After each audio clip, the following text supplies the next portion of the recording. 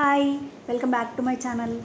ఈరోజు మ్యాంగోతో నేను కుల్ఫీ ఇంకా మ్యాంగో స్మూతీ అయితే ప్రిపేర్ చేసిన. చాలా ఈజీగా సింపుల్గా ఇంట్లోనే ప్రిపేర్ చేసుకోవచ్చు.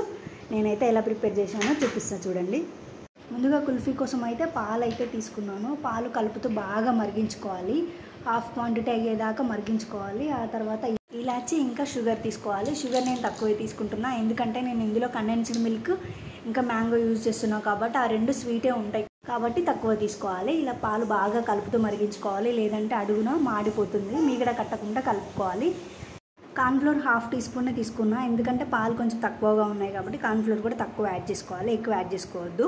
ఇప్పుడు కార్న్ఫ్లోర్ వేసిన తర్వాత పాలు చిక్కబడతాయి. స్టవ్ ఆఫ్ చేసుకోవాలి, ఎందుకంటే చల్లారితే ఇంకా చిక్కగా అయిపోతుంది కాబట్టి స్టవ్ ఆఫ్ చేయాలి. నేను ఒక బౌల్లోకి అయితే మ్యాంగో తీసుకుంటున్నా. మ్యాంగో బాగా పండిన మ్యాంగో ఇది.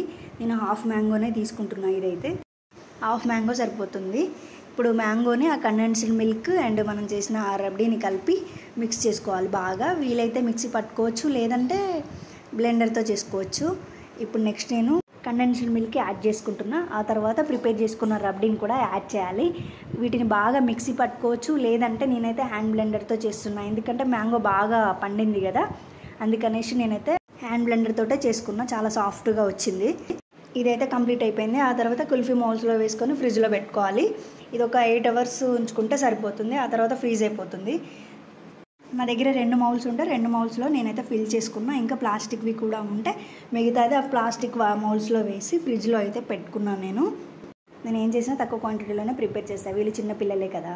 నెక్స్ట్ అయితే నేను మ్యాంగో స్మూతీ కోసం ఒక బనానా ఒక మ్యాంగో అయితే తీసుకుని వీటిని కట్ చేసేసుకొని పీసెస్ అయితే మిక్సీ జార్లో వేసుకోవాలి. నేను ఇది బాగా పండింది కదా, తొక్కతో అయితే తీసేసిన. తొక్క తీసేసుకొని కట్ చేసుకున్నా. ఆ తర్వాత ఇందులో ఒక బనానా యాడ్ చేయాలి. బనానా ఎక్కువ యాడ్ చేయద్దు, ఈ బనానా ఫ్లేవర్ మ్యాంగోని డామినేట్ చేస్తుంది అనమాట. ఇప్పుడు షుగరు ఐస్ క్యూబ్స్ కూడా వేసుకున్నాను నేను. ఆ తర్వాత మిల్క్ యాడ్ చేసుకున్నా. దీన్ని బాగా మిక్సీ పట్టుకోవాలి, మెత్తగా పట్టుకోవాలి. నా దగ్గర చాక్లెట్ సిరప్ ఉంటే నేను చాక్లెట్ సిరప్తో అయితే డెకరేట్ చేసుకున్నాను. ఆ తర్వాత ప్రిపేర్ చేసుకున్న మ్యాంగో స్మూతీ అయితే ఇందులో వేసుకోవాలి. నా దగ్గర సబ్జా సీడ్స్ ఉంటే వాటితో డెకరేషన్ చేసుకున్నాను. ఇలా మ్యాంగో చిన్న చిన్న పీసెస్గా కట్ చేసి పైన వేసుకున్నాను అనమాట. చాలా బాగుంటుంది. అది పుదీనా జస్ట్ డెకరేషన్ కోసం నేను పైన వేసుకున్నాను.